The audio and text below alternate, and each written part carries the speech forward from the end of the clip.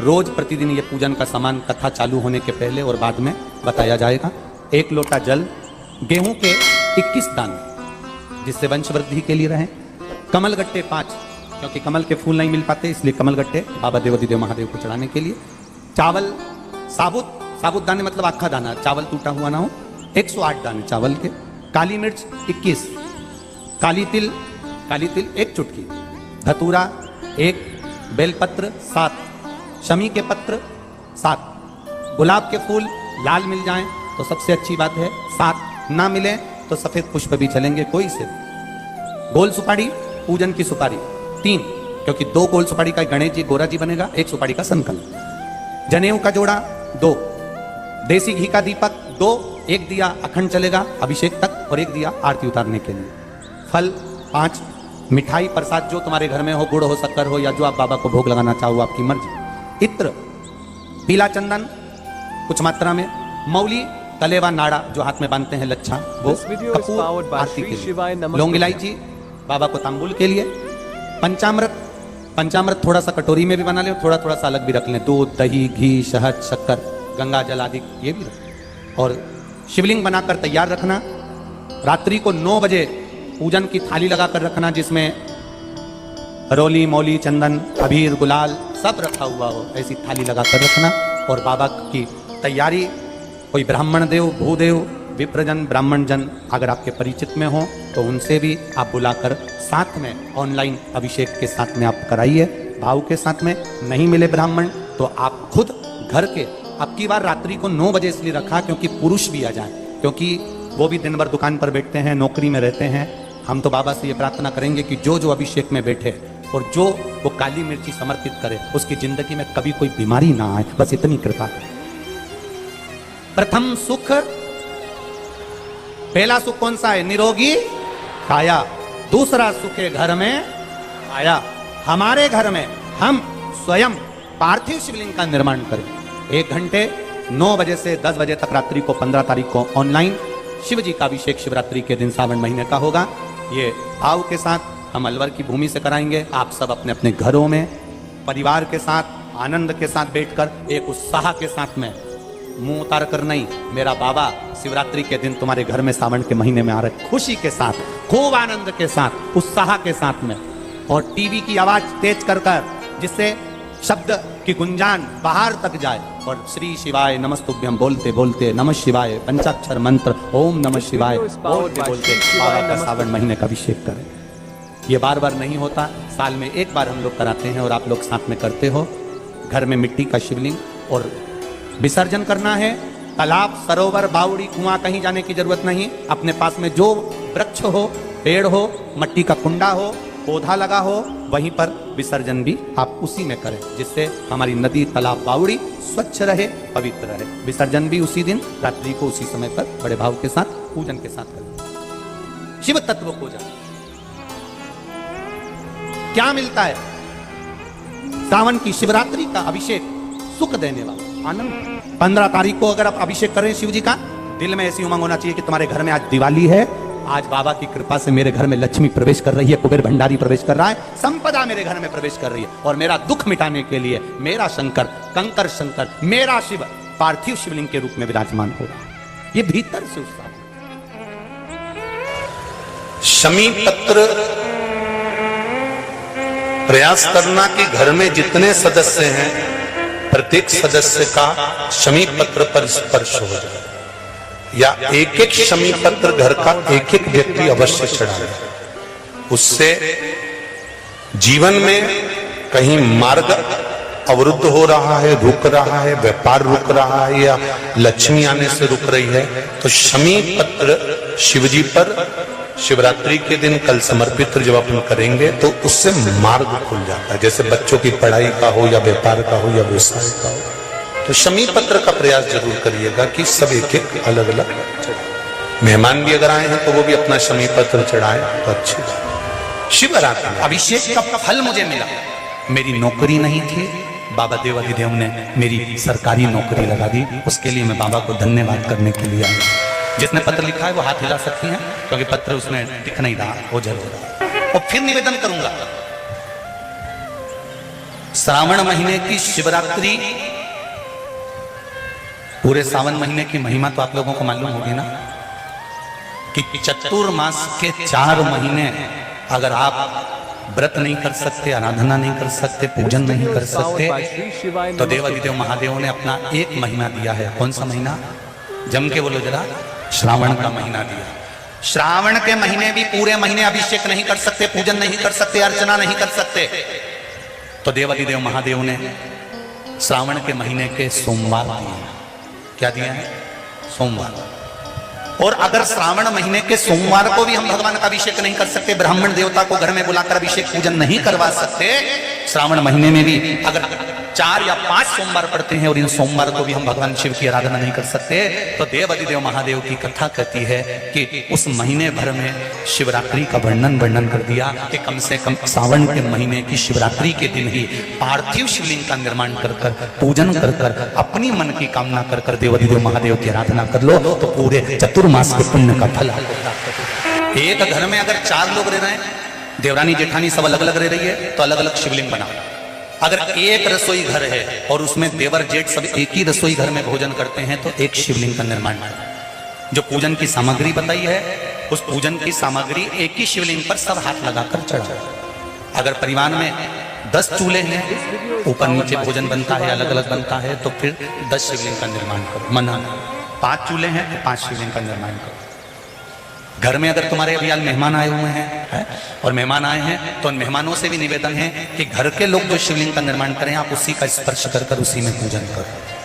पर ऐसा कोई घर नहीं रहना चाहिए जहां पर शंकर भगवान के पार्थिव शिवलिंग का निर्माण ना हो।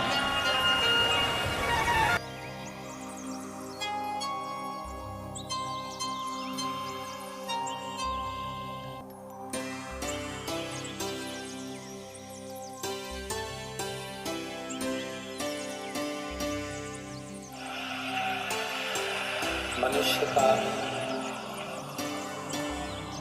मानव का शरीर यदि प्राप्त हो जाए,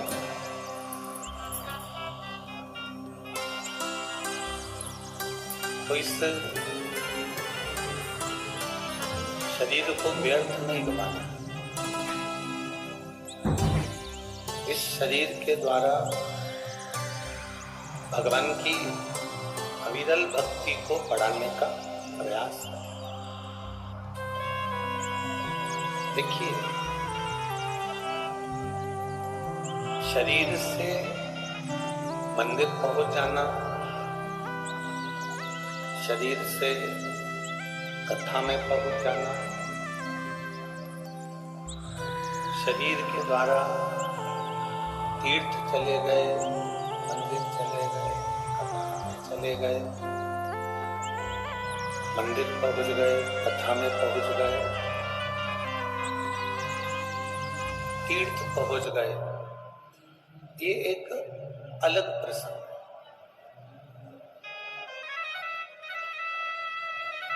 पर शिव महापुराण की कथा कहती है कि शरीर के द्वारा मंदिर जाना एक अलग बात है, शरीर के द्वारा कथा में जाना एक अलग विषय है, शरीर के द्वारा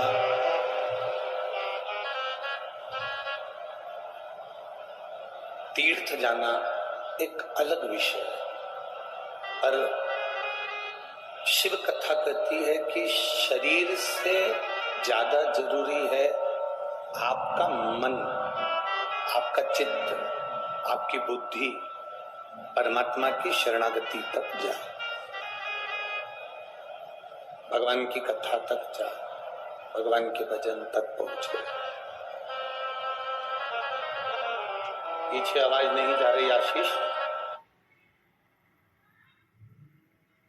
तो परेशान हो रहे हैं।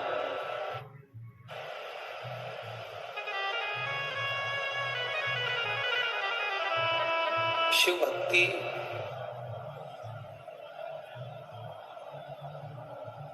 शरीर की मूलता से नहीं है। शिव भक्ति इस मन, चित्त, बुद्धि की मूलता से।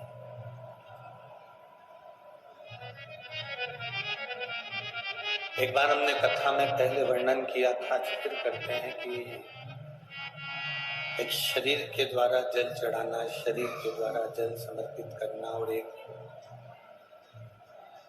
शरीर के द्वारा जल समर्पित करना, और एक मन के द्वारा जल समर्पित करना।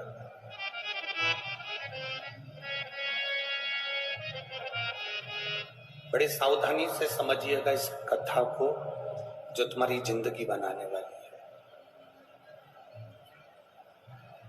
एक शरीर के द्वारा शिवजी को जल समर्पित करना,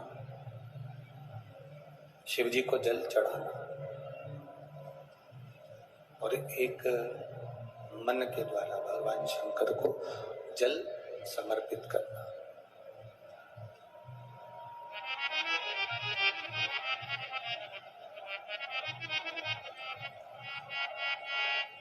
शरीर से आप मंदिर तक पहुंच गए, शरीर से आप तीर्थ तक पहुंच गए, शरीर से आप कथा तक पहुंच गए,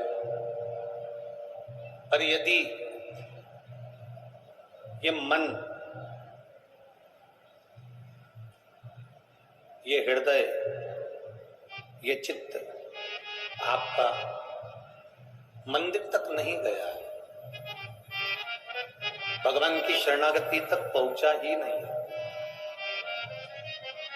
ये मन भगवान की भक्ति में लग ही नहीं रहा, ये मन भगवान की शरणागति तक पहुंच ही नहीं रहा, तो फिर शिव महापुराण की कथा कहती है कि आप मंदिर जाते भी रहे हो, तीर्थ जाते भी रहे हो, भगवान का भजन करते भी रहे हो, तो ये मूल नहीं है।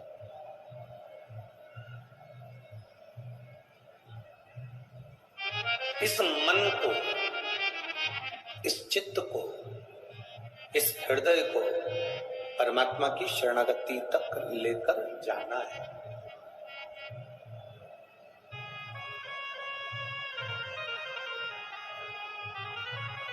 एक बात,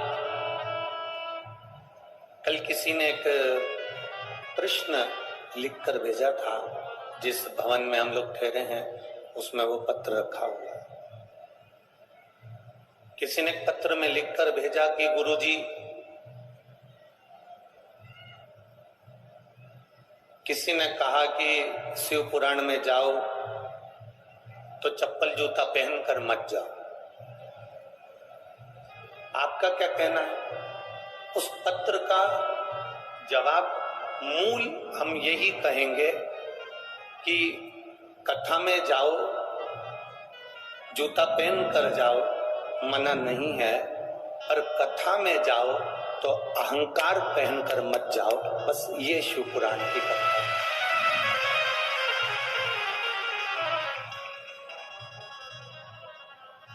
चप्पल उतार दोगे, जूता उतार दोगे और मालूम पड़े तुम्हारे भीतर अहंकार इतना ज्यादा हो गया कि तुम कथा में जाकर बैठ भी गए और अभिमत्ता में भूल गए, तो वो कथा श्रवण करने का कोई लाभ नहीं है, तो कथा सुनने का कोई आनंद नहीं, कथा सुनने का कोई सुख नहीं।